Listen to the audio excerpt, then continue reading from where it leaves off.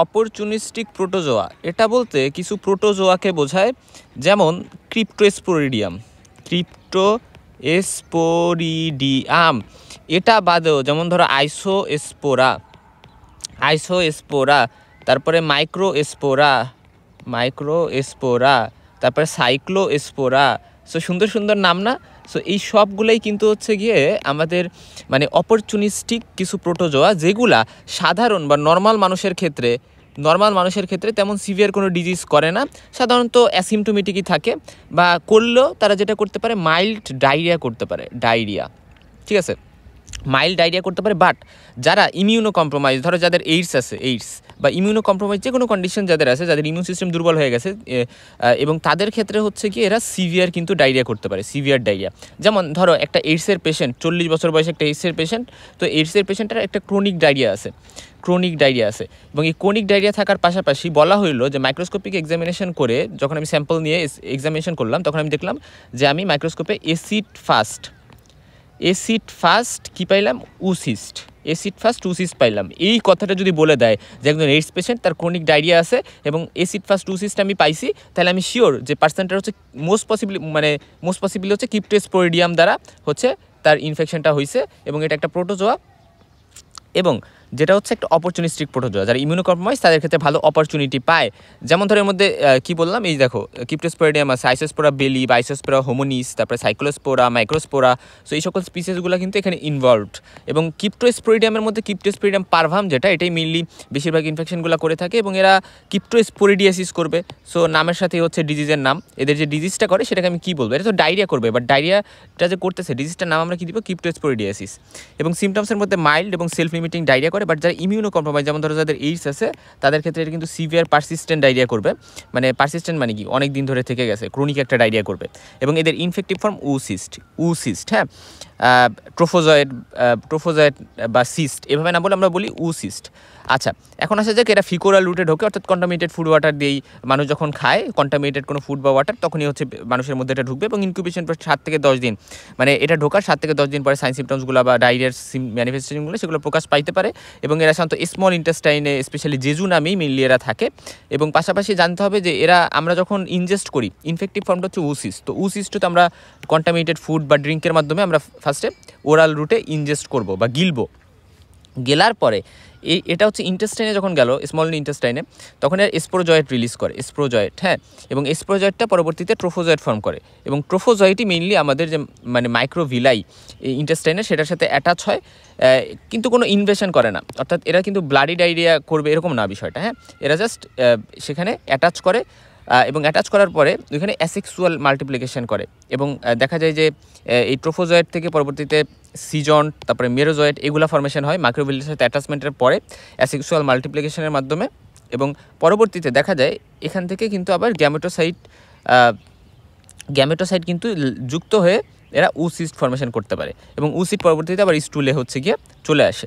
এবং মেইনলি এখানে ট্রোফোজয়েটই কিন্তু ডিজিজটা বা ডিজিজের যে ম্যানিফেস্টেশনগুলো সেগুলো করতে মেইনলি দায়ী থাকে। এবং নর্মাল হিউম্যানের অ্যাসিমটোমেটিক থাকে, ওয়াটারি নন ব্লাডি ডায়রিয়া করে, যেগুলো এমনি সেরে যায়, সেলফ লিমিটিং। এবং যারা ইমিউনো কম্প্রোমাইজ তাদের ক্ষেত্রে 1 থেকে 25 লিটার পার ডের মতো ডায়রিয়া করতে পারে, সিভিয়ার ডায়রিয়া করতে পারে। এবং এত ডায়রিয়া হইলে তো ডিহাইড্রেশন, ম্যালনিউট্রিশন এগুলো হবেই। এবং গ্যাস্ট্রোইন্টেস্টাইনাল মধ্যে জিআইটিবি নার্ভসের, যেমন নওশিয়া, ভমিটিং, অ্যানোরক্সিয়া, অ্যাবডোমিনাল পেইন, এগুলো থাকতে পারে।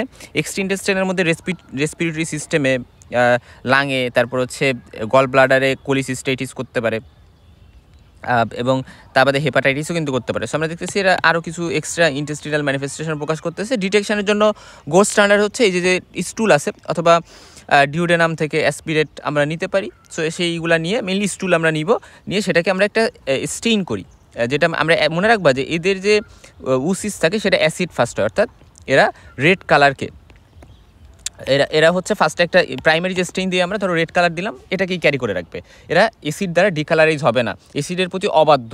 কারণ আমরা নর্মালি যে একটা প্রাইমারি স্টেইন দিই, আমরা পরবর্তীতে একটা ডিকালারাইজার দিই, এবং ডিকালারাইজার হিসেবে আমরা অ্যাসিড দিই, ঠিক আছে। কিন্তু এরা অ্যাসিড দেওয়ার পরেও ডিকালারাইজ হবে না, এই কালারটাই রিটেন করে রাখবে, এজন্য এদেরকে অ্যাসিড ফাস্ট বলা হয়, ঠিক আছে। এবং এখানে আমরা মডিফাইড কিনিওন অ্যাসিড ফাস্ট যে স্টেইনিং সেটা আমরা করি, কিনিওন, হ্যাঁ, এটা একটু মনে রাখতে পারে। এবং সেরোলজি করা যাইতে পারে ইলাইসা বা আইএফএটির মাধ্যমে, অ্যান্টিজেন ডিটেকশনের করা যেতে পারে ইমিউনোক্রোমাটোগ্রাফি টেস্ট বা ইলাইসার মাধ্যমে।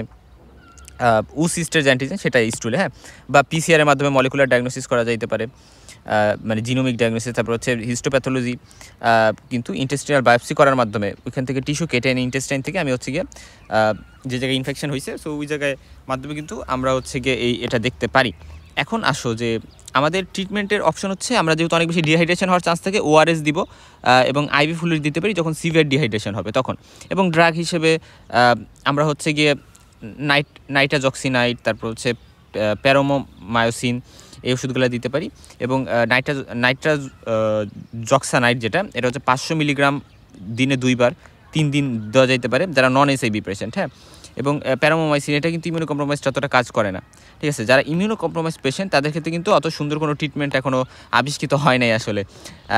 সো তাদের ক্ষেত্রে প্রবলেম করবে, কারণ তাদের ইমিউনো সিস্টেম তো সাপ্রেসড। এবং এখানে কোনো ভ্যাকসিন নাই। হাইজিন মেজারগুলো মেনটেন করতে হবে, ভালো করে হ্যান্ড ওয়াশ করতে হবে, পরিষ্কার পরিচ্ছন্ন থাকতে হবে, খাবার খাওয়ার সময় অবশ্যই সেটা যেন কন্টামিনেটেড না হয় সেই জিনিসগুলো দেখতে হবে। এবং এদের যে সিস্ট থাকে বা ইনফেক্টিভ স্টেজ, বা আমরা সিস্ট দেখেই তো ডায়াগনোসিস করি স্যাম্পলে, তো এই সিস্টটা সাধারণত স্মল হয়, রাউন্ড ওভাল টাইপের হয়, এবং এটার মধ্যে স্পোরোজয়েড, মানে এটার মধ্যে 4টা ক্রিসেন্টিক শেপ অর্থাৎ অর্ধচন্দ্রাকৃতিক টাইপের স্পোরোজয়েড পাওয়া যায়। এবং অ্যাসিড ফাস্ট স্টেইন যদি আমরা করি রেড কালারের পাই আমরা, এবং এরা আয়োডিন দ্বারা কিন্তু স্টেইন হয় না, এবং এরা ক্লোরিনেশন, হিট, ডিসইনফেক্টেন্টস এগুলা দিলেও কিন্তু আমরা এগুলাকে কিল করতে পারবো না, এই সিস্টকে, ঠিক আছে, এই ক্রিপ্টোস্পোরিডিয়ামের সিস্টকে। সো এই জন্য এগুলো কিন্তু রেজিস্ট্যান্ট। সো এই জিনিসটা ইম্পর্টেন্ট। এখন আসো যে রিস্ক গ্রুপ কারা কারা, যারা ইমিউনো কম্প্রোমাইজড, এইজ পেশেন্ট, যারা ইনফ্যান্ট বা ইয়াং অ্যাডাল্টস তারা, তারপর হচ্ছে যারা মানে ঠিক অপরিষ্কার পানি খাচ্ছে অর্থাৎ কন্টামিনেটেড ওয়াটার খাওয়ার চান্স যাদের আছে, ফার্মার যারা, হসপিটাল পেশেন্ট যারা ভেটেরিনারিয়ান অর্থাৎ যারা বিভিন্ন অ্যানিমাল নিয়ে হ্যান্ডেল করতেছে, তাদের ক্ষেত্রে এটা হইতে পারে। এবং সাধারণত ইনফ্যান্ট চিলড্রেন এরাই হচ্ছে হায়ার রিস্কে থাকে নর্মালি, এবং এদের ইনফেক্টিভ ডোজ কিন্তু কম, অর্থাৎ অনেক বেশি ইনফেক্টিভ। এরা মাত্র 10 থেকে 100টায় ওসিস ঢুকলেই এরা ইনফেকশন করে ফেলতে পারবে, এবং খুবই দ্রুত এরা মাল্টিপ্লাই করতে পারে। এবং পাশাপাশি দেখা যায় যে ওসিস যেটা, এটা কিন্তু 6 মাসের বেশি সময় পর্যন্ত বা 6 মাস পর্যন্ত ময়েস্ট বা ভেজা এনভায়রনমেন্টে এরা কিন্তু সার্ভাইভ করতে পারে, এবং এরা হিউম্যান, অ্যানিমাল এই সকল জায়গায় কিন্তু জমা থাকতে পারে। এবং এরা বিভিন্ন ড্রাগ, ডিসইনফেক্টেন্টস এগুলা দ্বারা কিন্তু এরা রেজিস্ট্যান্ট, অর্থাৎ এগুলাতে এরা মারা যায় না, এরা থেকে যেতে পারে। সো তার বাদে যারা অ্যানিমালকে হ্যান্ডেল করে, সো জুনোটিক কন্ট্যাক্টের মাধ্যমে এরা ছড়াইতে পারে, এবং যাদের ইমিউন রেসপন্স কম তাদের ক্ষেত্রে তো ছড়াবেই। আইসোস্পোরা বেলি যেটা, এটাকে আমরা সিস্টো আইসোস্পোরা বেলি নামেও চিনি। তো বেলি একটা মেন নাম, রাইট, এভাবে মনে রাখতে পারো যে আইসোস্পোরা বেলি, আর ওইটা কি ছিল ক্রিপ্টোস্পোরিডিয়াম পারভাম। তো এই ক্রিপ্টোস্পোরিডিয়াম পারভাম আর আইসোস্পোরা বেলি এই দুইটাই মোটামুটি জানলে হয়েছে।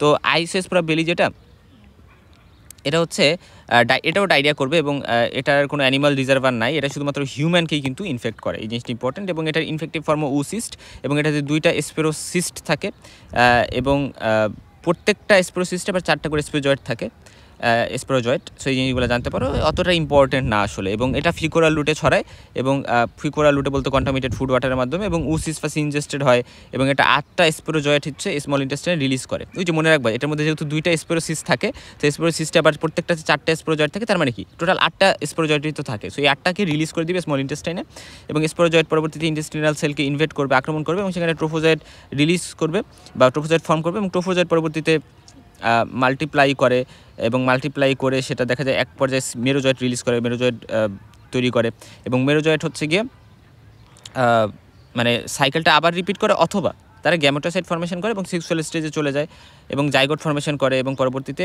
আবারও কিন্তু মানে ইমেচুর সিস্ট ফর্মেশন করে, এবং পরবর্তীতে আলটিমেটলি সেটা মানে স্টুল এক্সক্রিয়েটেড করে দেয়, সেটা আবার পরবর্তীতে মানুষ ফিকোরাল রুটে নেয়, এবং এভাবেই কিন্তু হয়। এবং মোস্ট অফ দ্য কেসে অ্যাসিমটোমেটিক থাকে, তবে ডায়রিয়া করলেও সেটা ওয়াটারি সেলফ লিমিটিং করতে পারে। তবে ইমিউনো কম্প্রোমাইজের ক্ষেত্রে লং লাস্টিং ডায়রিয়া করবে, এবং low grade fever, abdominal discomfort, weight loss এগুলো থাকতে পারে ম্যালনিউট্রিশনের কারণে।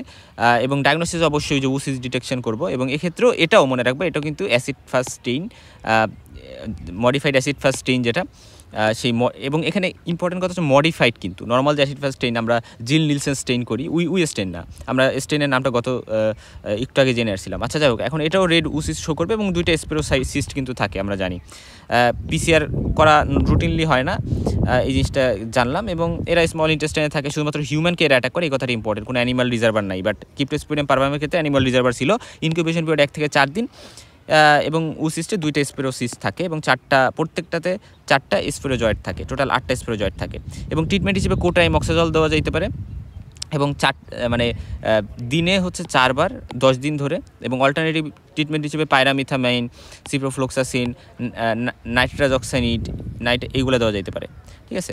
এখন obligatory spore forming intercellular Parasite, হ্যাঁ, এইগুলা দ্বারা কী বোঝাইছে? দেখো, আমরা যখন ব্যাকটেরিয়া পড়ছিলাম আমরা বলছিলাম যে স্পোর ফর্মিং ব্যাকটেরিয়া কী আছে, হ্যাঁ। তো এখানে আমরা বলছিলাম যে আচ্ছা, ক্লোস্ট্রিডিয়ামের মধ্যে যেগুলো আছে, তারপর হচ্ছে ব্যাসিলাসের মধ্যে যেগুলো আছে, হ্যাঁ, ক্লোস্ট্রিডিয়ামের মধ্যে ক্লোস্ট্রিডিয়াম পারফ্রিনজেস বলো বা হচ্ছে গিয়ে ক্লোস্ট্রিডিয়াম টিটানি বলো। সো আমরা বলছিলাম যে আসলে উইগুলো হচ্ছে স্পোর ফর্মেশনে কন্ট্রিবিউট করে, বা ব্যাসিলাসের মধ্যে ব্যাসিলাস অ্যানথ্রাসিস সাবটিলিস বা আরও অনেকগুলো স্পিসিস ছিল। সো ওভারঅল কথা, এই দুইটা জেনাসেরগুলো হচ্ছে গিয়ে মোটামুটিভাবে স্পোর ফর্মেশন করতো,